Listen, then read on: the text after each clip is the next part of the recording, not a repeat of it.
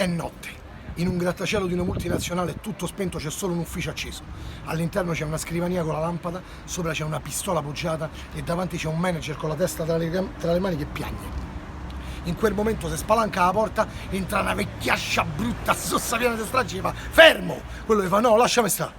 Mia moglie mi ha lasciato e non mi fa più vedere i ragazzini.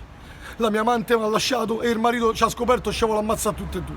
Domani mattina viene la finanza e ci stanno parecchie irregolarità. Lasciami stare, mi voglio ammazzare. Quello gli fa no, io sono la strega di mezzanotte. E se tu farai una notte di sesso sfrenato con me, te sistemo tutto io. Tua moglie la riconquisterai, la finanza non verrà a controllare e il marito dell'amante se la daranno per cavoli loro. Ma devi fare una notte di sesso sfrenato con me. Questo, te la guarda bene, sta vecchia è proprio una merda, sossa, brutta, con gli stracci addosso, però è più forte di lui. Pia accetta. Passano la notte insieme, poi lui stanco si addormenta.